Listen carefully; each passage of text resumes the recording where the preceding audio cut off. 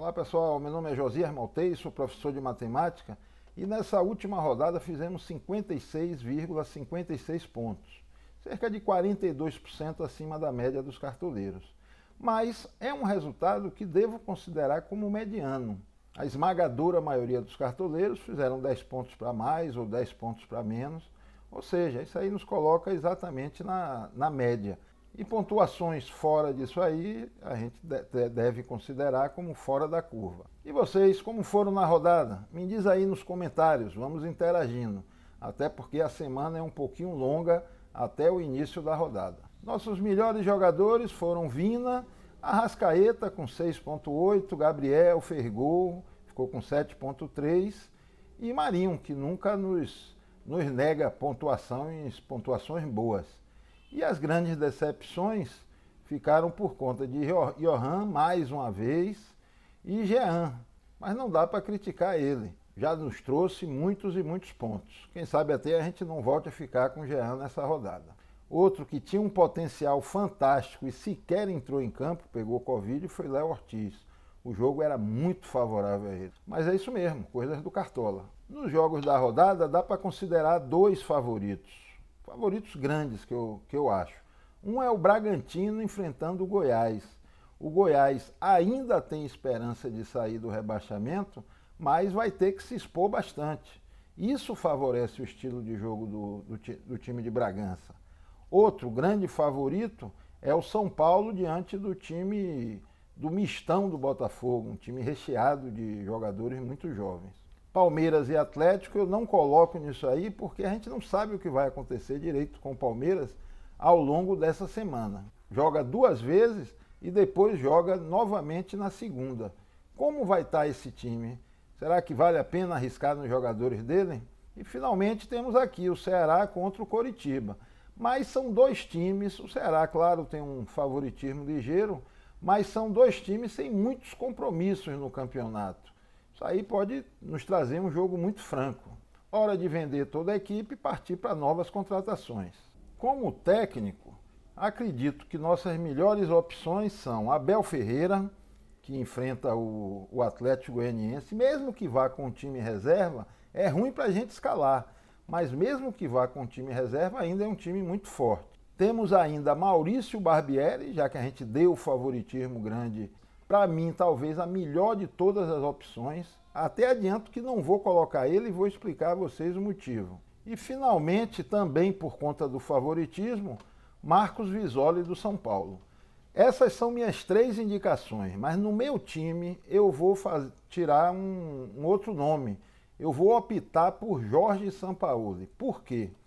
Porque o Atlético, por pior que esteja a fase, continua sendo um time que rende muitos scouts, com desarmes, com finalizações. E o Sport, se por um lado tem demonstrado um sistema defensivo muito consistente, a gente não pode dizer o mesmo da parte ofensiva.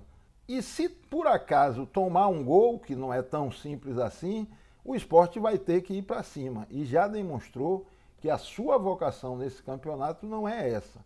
Então, acreditando e torcendo e querendo, principalmente querendo diferenciar um pouco da maioria, vou ficar com Jorge Sampaoli do Atlético. Na lateral, acredito que as nossas quatro indicações, as nossas quatro melhores possibilidades, a gente só indica quatro, senão fica muito fácil e a gente tem que correr alguns riscos aqui. As quatro indicações se restringem a aquelas que eu considero melhores. Guilherme Arana, pelo mesmo motivo que acabei de falar do Sampaoli, o Sport cede muitos e muitos desarmes para a defesa do time adversário, principalmente da Ilha do Retiro. Então isso torna de Arana, que rende scouts independentemente do saldo de gol, isso torna dele uma opção muito boa. Temos ainda Vinha, do Palmeiras, mas será que joga mesmo? Será que não joga? Se jogar é uma baita opção. Temos Reinaldo do São Paulo contra o time do Botafogo, time muito inexperiente. E Fábio Santos do Corinthians, que enfrenta o Vasco, um Vasco que está numa situação muito delicada. E pode até partir muito para cima do Corinthians. Isso aí vai facilitar contra-ataques, vai proporcionar talvez até um pênalti a favor do time corintiano. E quem vai bater esse pênalti é Fábio Santos. Mas as minhas escolhas serão, uma é Reinaldo por conta do pênalti e do confronto, mas buscando diferenciar um pouquinho da maioria, que eu acho que vai com Vinha ou Fábio Santos, vou novamente colocar Arana. O Atlético está caindo em descrédito. E eu acho um erro, porque é um bom time. Atualmente é o terceiro colocado. Vem de 2, 3 partidas não muito boas, mas tem um potencial. Quem tem jogado contra ele tem fechado a casinha ali atrás e tentado só partir em contra-ataques. E a gente já sabe que vai acontecer exatamente isso no jogo contra o Sport. Então Arana e Reinaldo em nosso time.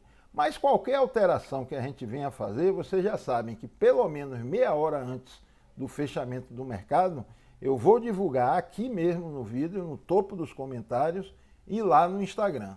Vamos para a zaga. Nossos 4 zagueiros que a gente indica, um é Júnior Alonso, por conta dos mesmos motivos que eu acabei de falar sobre Arana e Sampaoli. Temos ainda Gustavo Gomes, zagueiro de ótima impulsão, eficiente no jogo aéreo. O problema é, joga mesmo ou não joga? Outros 2 nomes, um é Thiago, o confronto é favorável, o Vasco tem demonstrado muita dificuldade para marcar, e isso aí proporciona um saldo de gol possível a Gil, do Corinthians. Acredito que ele seja muito escalado. E outra opção, pelo confronto, é Thiago, do Ceará, que tem uma boa bola aérea nos escanteios e enfrenta um Coritiba já desmotivado. Agora eu fico com medo do Ceará também estar um pouco desmotivado. As 2 equipes meio que não almejam muitas coisas ao longo do campeonato. E aí a gente pode ter um jogo muito aberto e o prognóstico, o resultado final é algo muito inesperado. Vou confirmar meu time aqui com Gomes, mas temos que ficar muito atentos à rodada do meio de semana. O Palmeiras joga 2 vezes antes de enfrentar o Atlético Goianiense, porque se não ficarmos, podemos terminar com um zagueiro a menos. E o outro vai ser, eu quero dar uma arriscada na zaga atleticana. O Sport cede bastante para as zagas adversárias. Então vou dobrar com Júnior Alonso e Arana. Vamos no gol. Aqui como goleiro, fiquem tranquilos que eu não vou indicar Everson como goleiro, que triplicar já é demais. E acredito também que tenhamos nomes melhores. Um é Jean, dispensa comentários, enfrenta um Palmeiras. Mas o momento agora, gente, é da gente sair da segurança e tentar arriscar.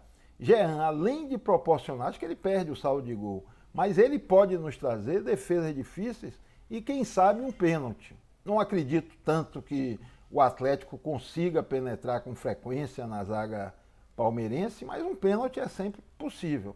Não temos tanta fé assim. Outros 2 nomes que eu indicaria, um é de Wilson do Coritiba. Indico principalmente por causa do pênalti e pelo fato do Ceará chutar bastante ali da entrada da área. Isso aí proporciona defesas difíceis. E ele tem mostrado bom desempenho ao longo do campeonato, principalmente quando joga em casa. Agora, se eu indico o Wilson, ao mesmo tempo, vou indicar também Richard do Ceará. Ele foi mal nessa última rodada, tomou 3 gols, errou alguns passes, mas olhe que as médias dele estão boas para ter alguns vermelhos aqui para goleiro é algo muito frequente nessa temporada da agora. Então acredito que Richard é uma boa opção. Não indiquei, claro que tem outros nomes de segurança, como o Everton, por exemplo, mas creio que é hora, faltam 2 rodadas, creio que é hora da gente se arriscar um pouco. Eu vou ficar com o Wilson. Não acredito tanto no saldo de gol, acredito até em um jogo muito aberto pelo descompromisso, pela situação das 2 equipes no campeonato. O Ceará já está garantido na Sul-Americana e já percebeu que dificilmente, muito dificilmente, conseguirá a vaga na Libertadores. E o Coritiba, por outro lado, já está sacramentado o rebaixamento dele.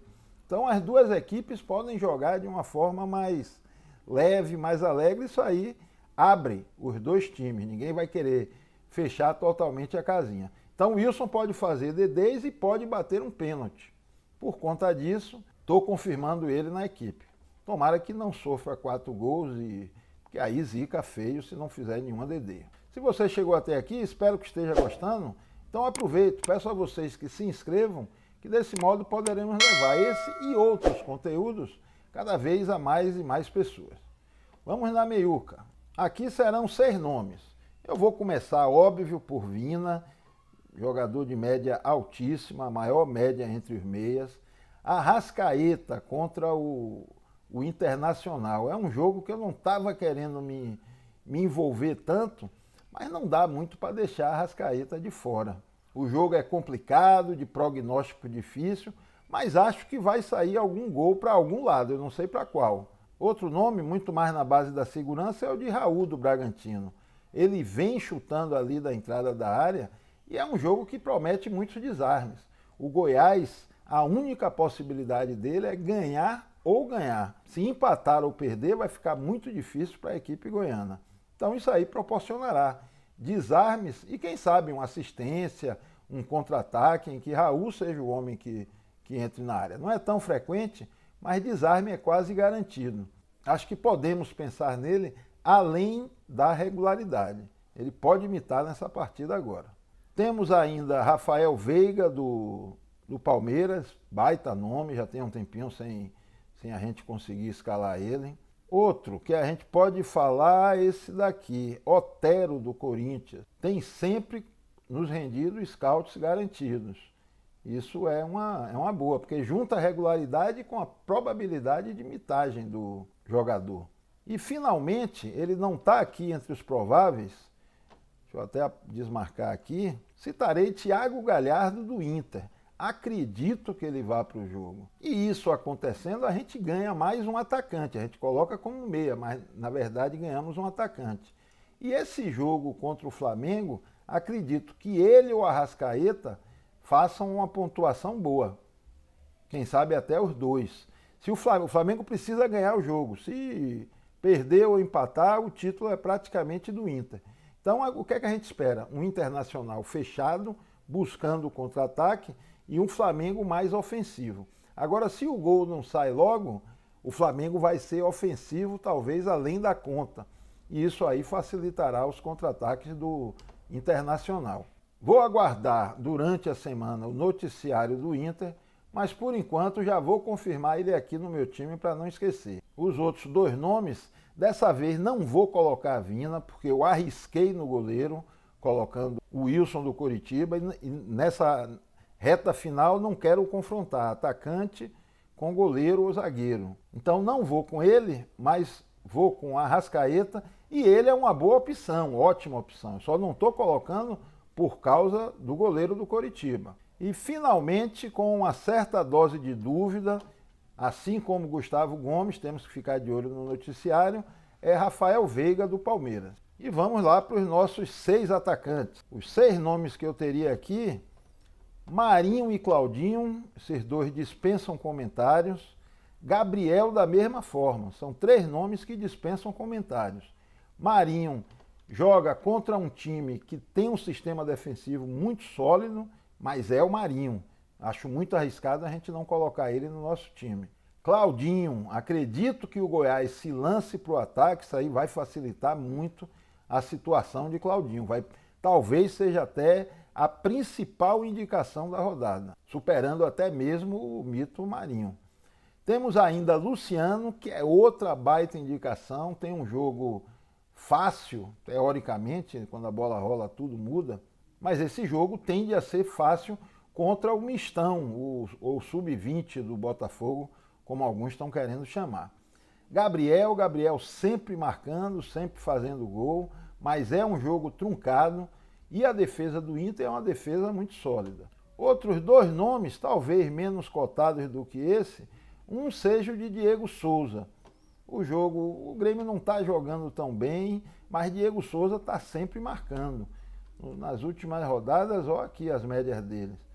Aqui teve jogo que ou ele não jogou, ou a partida do Grêmio não valeu para a rodada. Mas Diego Souza está numa fase muito boa. E finalmente, esse muito fora da curva seria Gustavo Mosquito. Se o Vasco for muito por ataque, ele deve ser a válvula de escape do Corinthians. e as médias dele estão bem interessantes. Mas seria muito fora da curva. Eu vou fechar o time aqui com Marinho, não dá para ficar sem ele, Claudinho, e a terceira opção eu fico aqui entre Luciano e Gabriel. Engraçado até que acabou minhas cartoletas para Gabriel. Mas, independente disso, eu já tinha me decidido por Luciano, porque a cartoleta de Gabriel é só remanejar ali Júnior Alonso, que é um zagueiro mais caro, e a gente consegue encaixar ele no time. Mas já tinha decidido, independente disso, que meu terceiro atacante seria Luciano do São Paulo.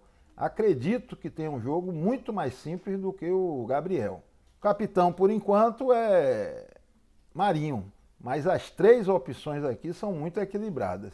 Capaz até de no dia eu escolher, dentre os três, aquele que seja menos escalado. Porque isso é uma forma de diferenciar. Reta final, a gente não quer nada tão padronizado assim. Nosso time fecha com Wilson, Reinaldo, Arana, Gustavo Gomes, Alonso, Galhardo, Arrascaeta, Rafael Veiga, Marinho, Claudinho, Luciano e Jorge Sampaoli.